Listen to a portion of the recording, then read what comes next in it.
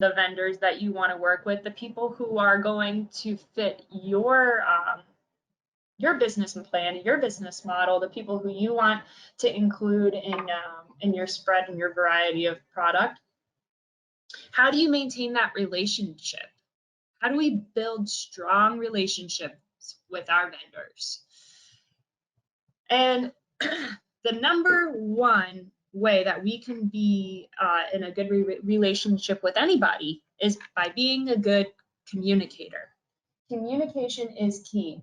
So if we find a vendor we really like to work with, it's important for us to be sure that we are communicating ahead of time if there's things that we want or that we're planning, and to follow up on those communications.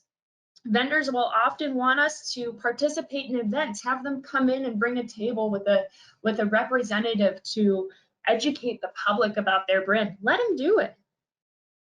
Let them have presence, and also let them educate your staff. This is huge. The vendor and you will have a great relationship if you're selling their product. And the way you're going to sell their product is by allowing them to teach your staff about their product. No one knows the brand better than they do. They're going to come in with education. They're going to come in with free product for your staff for them to try out, because your staff will likely enjoy consuming cannabis. Your staff will likely be filled with cannabis connoisseurs who want to try the product so that they can more effectively sell the product, right? Let them do that and work with them to do that. Some vendors, if you tell them, hey, I give my staff a 25% discount on all product, what do you think about matching that discount? Vendors will work with you to get the product in their hands. Also, these vendors will ask you, hey, can I buy you a beer? Can I get you lunch? Can we go bowling?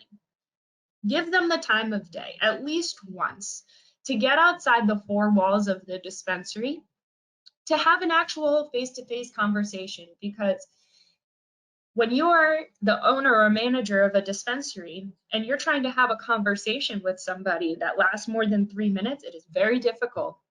You're getting pulled in 1,000 different directions. You know, this vendor showed up to make a delivery, this customer is upset, this person is sick, they need to go home. You know, they're dealing with all of that. And so it's important to give the vendor your undivided attention so that you can build that strong relationship from the get-go. And that way you can understand each other. That way, if I decide on a Thursday, oh shoot, I would love to have a sale on Wana gummies next week, I bet you if I text Stacy at Wana, she'll make some magic happen. And that is how it happens, is by really, really giving people time and over communicating.